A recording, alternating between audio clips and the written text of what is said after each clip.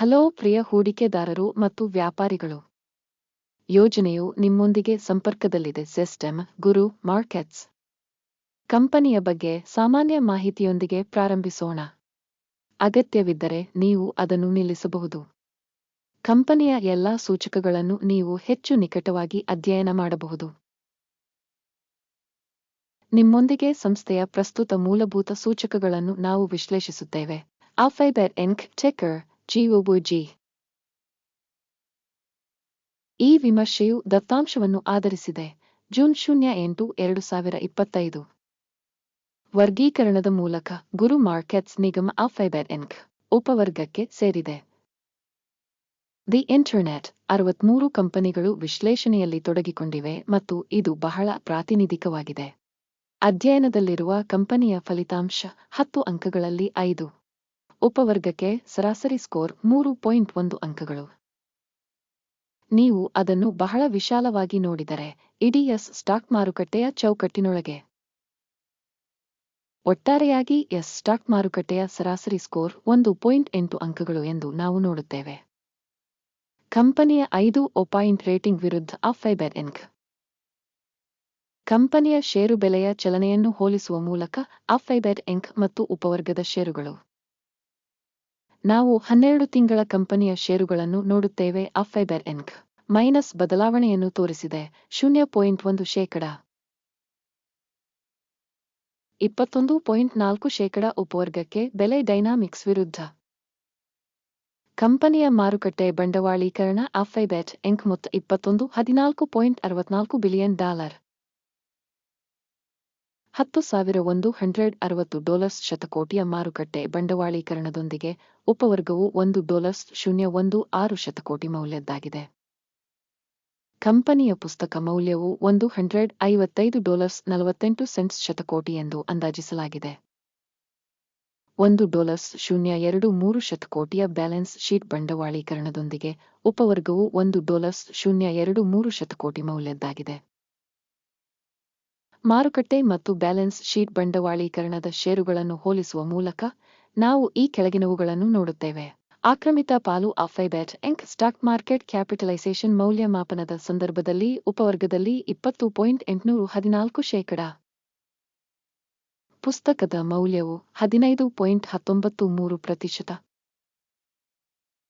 ಉಪವರ್ಗದಲ್ಲಿ ಸಂಸ್ಥೆಯ ಮಾರುಕಟ್ಟೆ ಮತ್ತು ಪುಸ್ತಕ ಮೌಲ್ಯದ ಮೌಲ್ಯಮಾಪನ ಕೆಟ್ಟ -1 . ಕಂಪನಿಯ ಸಾಲಗಳು $12.44 ಬಿಲಿಯನ್ ಆಗಿದೆ. ಪುಸ್ತಕ ಬಂಡವಾಳೀಕರಣಕ್ಕೆ ಹಣಕಾಸಿನ ಹೊಣೆಗಾರಿಕೆಗಳು ಕಂಪನಿಯ ಬಂಡವಾಳದ 8%ರಷ್ಟಿದೆ. ಕಂಪನಿಯ ಹಣಕಾಸಿನ ಜವಾಬ್ದಾರಿಗಳ ಫಲಿತಾಂಶ ತುಂಬಾ ಒಳ್ಳೆಯದು 2 ಅಂಕಗಳು. ಕಂಪನಿಯ ಮಾರುಕಟ್ಟೆ ಮೌಲ್ಯವನ್ನು ಅದರ ಲಾಭಕ್ಕೆ ಸಮತೋಲನ 19.29 ರ ಉಪವರ್ಗದಲ್ಲಿ ಸರಾಸರಿಯೊಂದಿಗೆ.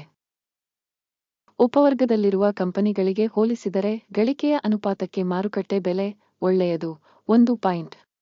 ಕಳೆದ 12 ತಿಂಗಳ ಲಾಭ $111.010 ಮಿಲಿಯನ್. ಮುಂದಿನ 12 ತಿಂಗಳುಗಳ ಮುನ್ಸೂಚನೆಯ ಲಾಭವು ಪ್ರಾಥಮಿಕ $122.857 ಮಿಲಿಯನ್ ಆಗಿದೆ. ಉಪವರ್ಗಕ್ಕೆ ಹೋಲಿಸಿದರೆ ಯೋಜಿತ ಭವಿಷ್ಯದ ಲಾಭದ ಸೂಚಕಗಳ ಮೌಲ್ಯಮಾಪನ ಒಳ್ಳೆಯದು 0.5 ಅಂಕಗಳು. ಕಂಪನಿಯ ಬೆಲೆ ಮತ್ತು ಆದಾಯದ ಅನುಪಾತವು 5.9 ಆಗಿದೆ. ಉಪವರ್ಗಕ್ಕೆ ಸರಾಸರಿ 6.5.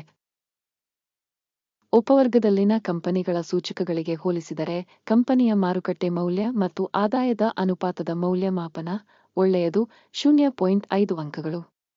ಕಳೆದ 12 ತಿಂಗಳ ಆದಾಯ $359.360 ಮಿಲಿಯನ್.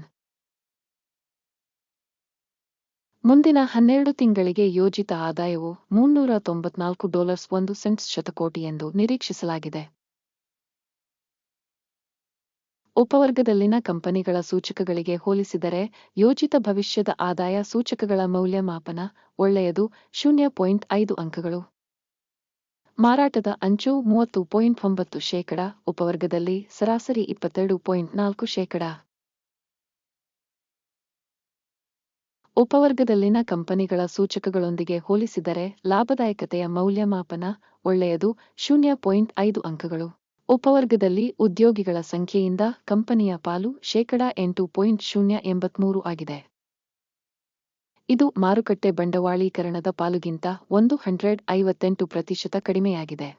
ಕಂಪನಿಯ ಪ್ರತಿ ಉದ್ಯೋಗಿಗೆ ಬಂಡವಾಳದ ಮೊತ್ತ $11,534,000 ಮತ್ತು ಉಪವರ್ಗಕ್ಕೆ $4,479,000.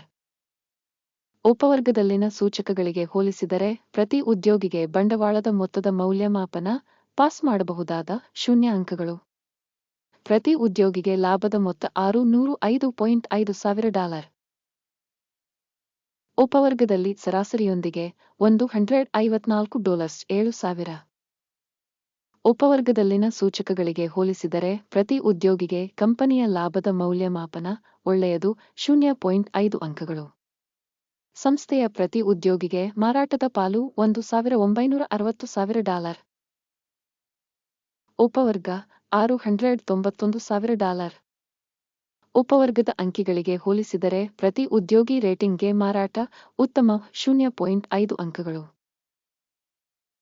ಮಾರಾಟಕ್ಕೆ ಷೇರುಗಳು 0.7%, ಉಪವರ್ಗಕ್ಕೆ ಸರಾಸರಿ 1.2%. ತಾಂತ್ರಿಕ ಸೂಚಕ RSI 14 ಕಂಪನಿಗೆ 61% ಮಟ್ಟವನ್ನು ತೋರಿಸುತ್ತದೆ. Fibre ink. ಉಪವರ್ಗದಲ್ಲಿ RSI ಮಟ್ಟ 14, 69%. ಕಂಪನಿಯ ನಿಜವಾದ ಷೇರು ಬೆಲೆ ಸುಮಾರು $175 ಆಗಿದೆ.